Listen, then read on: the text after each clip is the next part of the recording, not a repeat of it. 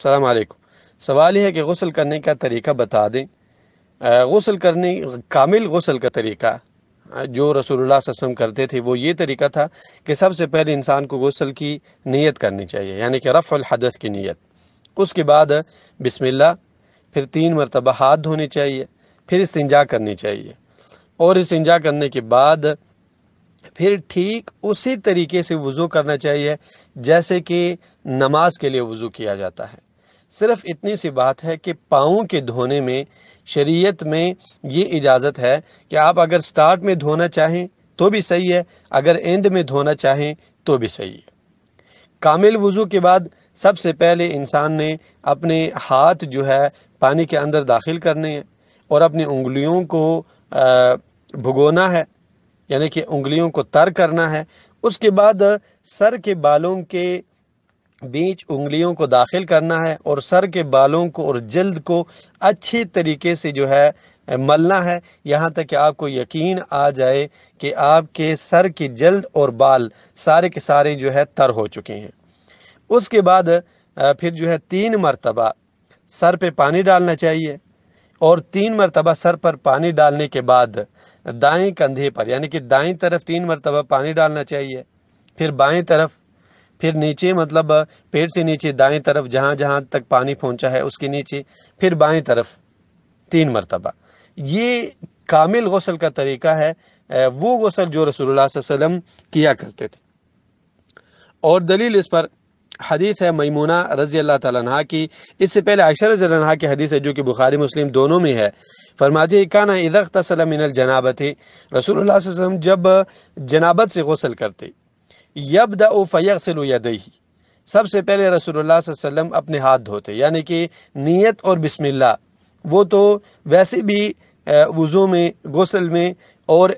بہت سارے اعمال میں ہے۔ تقریباً 13 اعمال اور 13 حالات اسلام میں ایسے ہیں جن میں بسم اللہ پڑھنا مسنون ہے، اور نیت ہر عمل کے لیے شرط ہے، تو نیت کرنی ہے، اس کے بعد بسم اللہ پڑھنی ہے۔ پھر رسول اللہ صلی اللہ علیہ وسلم کیا کرتے، یبدأ فیغسل یدیہ، اپنے دونوں ہاتھوں کو دھوتے، اور ہاتھوں کو کس طریقے سے دھوتے، بائیں ہاتھ پر پانی لیتے چلو میں، دائیں ہاتھ پر ڈالتے اور دونوں ہاتھوں کو دھو دیتے۔ 3 مرتبہ رسول اللہ صلی اللہ علیہ وسلم ایسا کرتے۔ اس کے بعد پھر رسول اللہ صلی اللہ علیہ وسلم استنجا کرتے، اور استنجا کرنے کے بعد ثم یتوضأ وضوءہ للصلاۃ، پھر رسول اللہ صلی اللہ علیہ وسلم ٹھیک اسی طرح وضو کرتے جیسے نماز کے لیے وضو فرما رہے تھے، یعنی کہ 3 مرتبہ ہاتھ دھوتے، ہاتھ دھونے کے بعد پھر 3 مرتبہ منہ میں پانی ڈالتے مزمزہ، یعنی کہ کرلی، پھر ناک میں پانی ڈالتے استنشاق، اس پانی کو نکالتے، اور اس کے بعد پھر 3 مرتبہ چہرے کو دھوتے، پھر 3 مرتبہ دائیں ہاتھ کو، پھر بائیں ہاتھ کو، پھر مسح، اس کے بعد پھر پاؤں کو دھوتے، پہلے دائیں کو پھر بائیں پاؤں کو۔ اس طرح وضو سے فارغ ہونے کے بعد رسول اللہ صلی اللہ علیہ وسلم کیا کرتے، ثم یأخذ الماء ويدخل اصابعه في اصول الشعر حتى اذا راى انه قد استبرأ، پھر پانی کو لیتے اور پانی میں اپنی انگلیوں کو، ہاتھوں کو انٹر کرتے، داخل کرتے، ہاتھوں کو داخل کرنے کے بعد انہیں ہاتھوں کو اپنے سر کے بالوں میں انٹر کرتے اور اپنے جلد کو جو ہے ملتے۔ جب رسول اللہ صلی اللہ علیہ وسلم کو یقین ہو جاتا کہ میرے بالوں کی جڑیں اور سر کی جلد جو ہے وہ صحیح طریقے سے تر ہو چکی ہے، تب رسول اللہ صلی اللہ علیہ وسلم کیا کرتے، حفن علی رأسہ 3 حفنات، تو دونوں چلوں میں رسول اللہ صلی اللہ علیہ وسلم پانی اٹھاتے اور 3 مرتبہ اپنے سر پر اس پانی کو بہا دیتے، ڈال دیتے، اور اس کے بعد پھر رسول اللہ صلی اللہ علیہ وسلم کیا کرتے، ثم افاض علی سائر جسدہ، پھر رسول اللہ صلی اللہ علیہ وسلم پورے جسد پر، پورے جسم پر پانی پھیرتے۔ لیکن جیسے کہ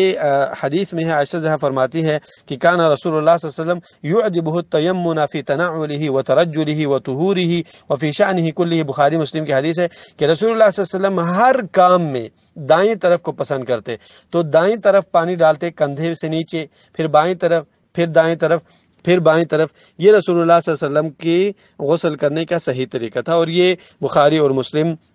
اور سنن کی کتابوں میں ذکر ہے۔ واللہ تعالی اعلم بالصواب۔